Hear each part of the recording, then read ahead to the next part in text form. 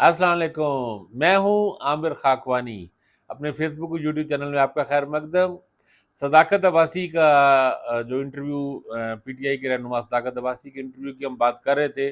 کہ چند دن پہلے ریکارڈ ہوا، وہ آخرکار کل چل گیا، آج اس پہ ہم بات کرتے ہیں۔ اس انٹرویو میں جو تضادات ہیں، صداقت عباسی صاحب نے جو باتیں کی ہیں، ان کی کنٹرڈکشن ہے، اس انٹرویو کے والے سے جو باتیں ہیں اس پہ بات کرتے ہیں۔ جو ایک یہ اس طرح کے اعترافی انٹرویوز اور الزامات کے جواب میں جو قرآن پہ حلف کے اور حلفیہ بیانات، اس میں کچھ اور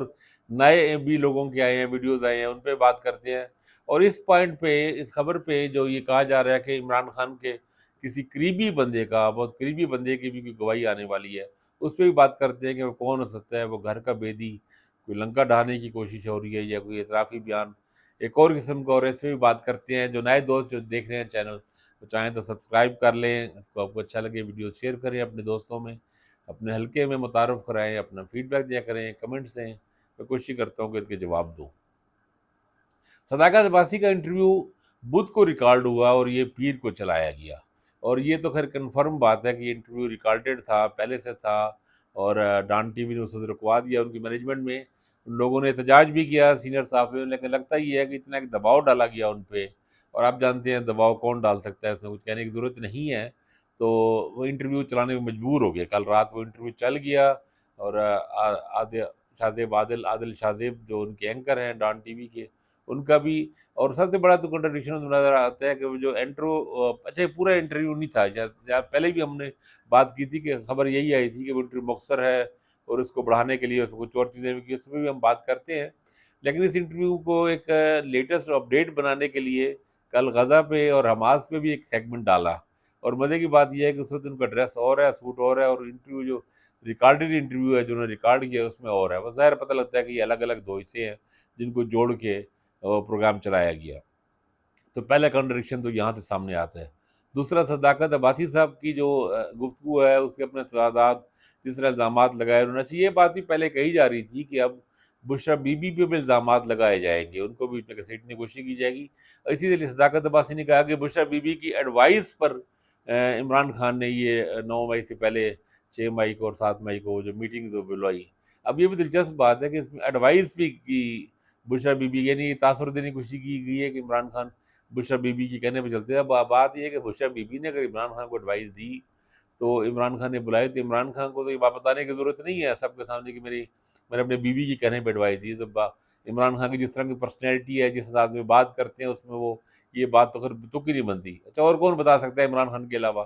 اس میں کوئی عمران خان کے گھر کے بندے تو شامل تھے نہیں اس میں،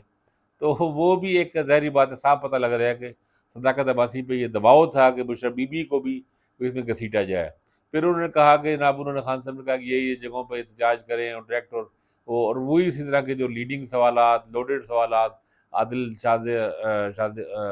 زیب جو اینکر ہیں ڈان ٹی وی کے، ان کا بھی بہت ہی مایوس کن، بہت ہی ایک سچی بات ہوئی کہ افسوسناک اور شرمناک رویہ۔ اور وہی بات ڈان کی ایک سینئر نے ایک ٹویٹ بھی کیا، اس پہ آج کے لوگوں نے حوالہ بھی دیا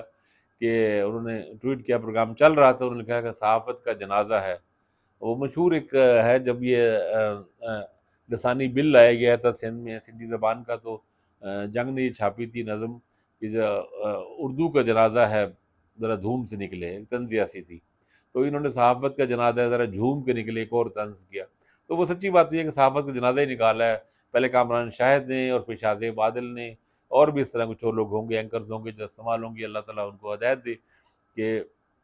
صرف تھوڑے سے دباؤ کی خاطر یا ترغیب یا مفاد کی خاطر آپ اپنے بالکل ایک صحافتی، اب منہ پہ کالک مل لیتے ہیں اپنے منہ پہ بھی، اور صحافت کے پیشے کو بھی بدنام کرتے ہیں اور ایک ناسور بن کے سامنے آتے ہیں۔ تو میرے نزدیک کامران شاہد اور عادل شاہ زیب دونوں صحافت کے نام پہ ایک دھبا ہیں، بدنما سیاہ دھبا، ایک ناسور ہے، گندا ناسور، جس کو دیکھنے کا دل ہی نہیں کرتا۔ میرے نظر بالکل واضح کلیئر رائے ہے، کیٹیگوریکلی رائے یہی ہے۔ تو خیر اس میں اور بھی کنٹرڈکشن تھی، پھر ایک وہ ویڈیو چل بھی رہی ہے ان کی چھوٹا جی، اس میں ویڈیو کلپ 9 مئی کی، جس میں وہ کہہ رہے ہیں عمران خان نے کہا ہے کوئی پرامن مظاہرے ہوں، احتجاج ہو، کوئی توڑ پھوڑ نہ ہو، کچھ نہ ہو، تو وہ جس طرح کی جارحانہ پن اور طاقت کا مظاہرہ اور اس طرح کی باتیں اس انٹرویو میں کہا انہوں نے کی ہیں، وہ ساری باتیں غلط ثابت ہوتی ہیں، وہ باتیں بھی تضاد ہے۔ اچھا، ایک اور تضاد تو یہ ہے سب سے بڑا کہ 9 مئی کے بعد سے لے کے ابھی کچھ دن پہلے تک، جب سے اٹھائے گئے ہیں اس سے پہلے تک،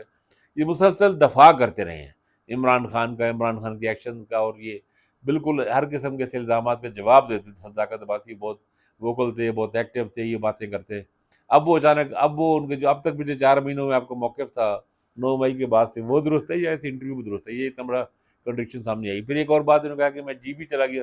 انہوں نے اس کی تردید کی کہ میں اٹھایا گیا، ظاہر ہے انہوں نے یہی کہنا تھا۔ انہوں نے کہا میں گلگت بلتستان چلا گیا تھا، پھر واپس آیا، میں نے بیان ریکارڈ کرا۔ بھائی بات، اگر آپ جی بی گئے تھے تو آپ کے گھر والے کیوں پریشان تھے؟ اب ظاہری بات ہے، سب سے پہلے بندہ گھر اطلاع دیتا ہے نا، خاص طور بوڑھی ماں کو اطلاع دیتا ہے، بیوی بچوں کو اطلاع دے کے بتا کے جاتا ہے۔ کہیں جانا ہو تو اس میں کون سی بات ہے، صحافی جاتے رہتے ہیں ادھر ادھر، مختلف 15 15 دن، مہینے مہینے کے لیے بھی جاتے رہتے ہیں، مختلف ورک شاپس ہوتی ہیں، وزٹس ہوتی ہیں، باہر جاتے ہیں، سب کچھ جاتے ہیں، ہر کوئی بتا کے جاتا ہے اور وہاں سے بھی رابطے میں رہتا ہے۔ اور پھر جو اس سے اب یہ اگر سب بات ہے تو جو ویڈیو ان کی گھر واپسی پہ تھی، اس میں کیوں اتنے یہ چند دن کے، تو گلگت بلتستان سیر و تفریح کر کے واپس آئے تھے، تو ان کی والدہ کے ساتھ گلے لگ کے وہ بھی دھاڑے مار کے روئیں، اور یہ بھی چیخ چیخ کے روئے، اور ان کی اہلیہ اور بچوں کے ساتھ، اور ایسے بلک بلک کے سارے کرتے جس طرح ایک بندے کو اٹھایا گیا ہو اور اغوا ہو، اور وہ یا حراست میں ہو یا تحویل میں ہو، اور کئی دنوں بعد، ہفتوں بعد واپس آئے تو جو حالت ہوتی ویسے حالت تھی۔ تو کنٹرڈکشن سے، تضادات سے، جھوٹ سے، بے تکے الزامات سے بھرا ہوا ایک انٹرویو، ایک بہت ہی مایوس کن ایک فلاپ شو۔ اور مجھے حیرت ہے اور اس پہ افسوس ہے کہ ہمارے لوگ جو یہ کرا رہے، کوشش کر رہے ہیں، کیا اثر میں تو نہیں سمجھتا کہ پی ٹی آئی کا بندہ تو خیر کیا اس پہ اثر ہونا ہے، کہ باہر والے کسی عمران خان مخالف بھی اس انٹرویو کی ٹکے کی بھی حیثیت نہیں ہے۔ کامران شاہد کی، عثمان ڈارا نے انٹرویو کی، اور یہ عادل شاہ زیب کی، اس صداقت عباسی کی انٹرویو، کوئی حیثیت نہیں بالکل بھی۔ اس کے برعکس میرا خیال ہے جو پی ٹی آئی کے رہنما جو بیان حلفی قرآن اٹھا کے دے رہے ہیں، ان کا امپیکٹ زیادہ گہرا ہے۔ سرتاج عزیز کا بھی انٹرویو ان کا بھی آ چکا ہے، ان کا بھی اسد کیسر کی زلفی بخاری نے بھی اپنا ایک بیان جاری کیا ہے، بیان حلفی جاری کیا ہے، حلف اٹھا کے۔ اور یہ پی ٹی آئی کے مرکزی رہنما ہیں، اہم لوگ ہیں سارے۔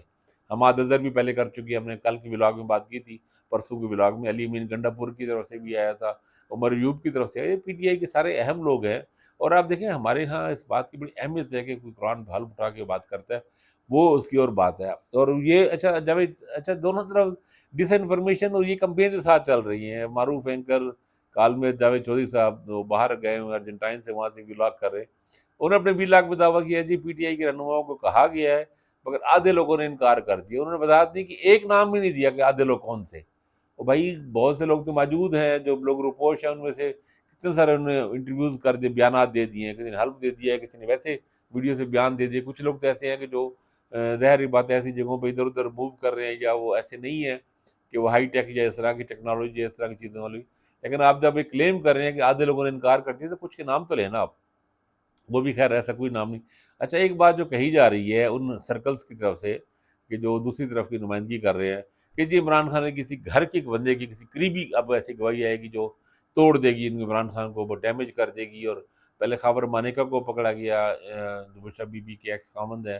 ان کو تو وہ بعض لوگوں نے کہا کہ شاید وہ ہو جائے۔ اب ایک بعض لوگ کہہ رہے ہیں حسام بیرسٹر حسام نیازی جو ہے عمران خان کے بھانجے، اور حفیظ اللہ نیازی صاحب ہمارے بھائی، ہمارے دوست، ہمارے بہت ہی قابل احترام ہیں، ان کے صاحبزادے ہیں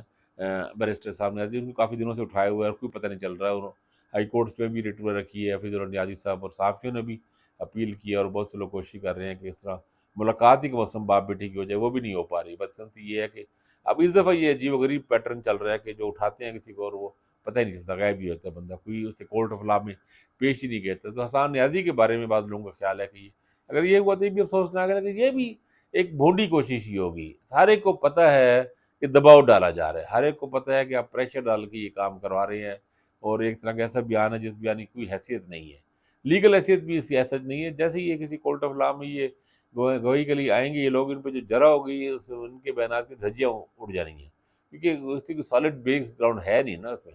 تو میرا خیال ہے یہ بھی بہت ہی عجیب و غریب بات ہے کہ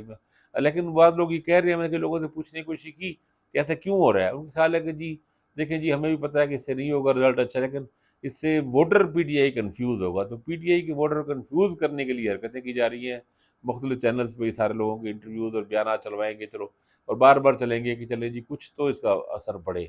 لیکن سچی بات تو یہ ہے کہ مجھے تو نہیں لگتا کہ اس کا کوئی اثر پڑے، مجھے تو یہ سارا ایک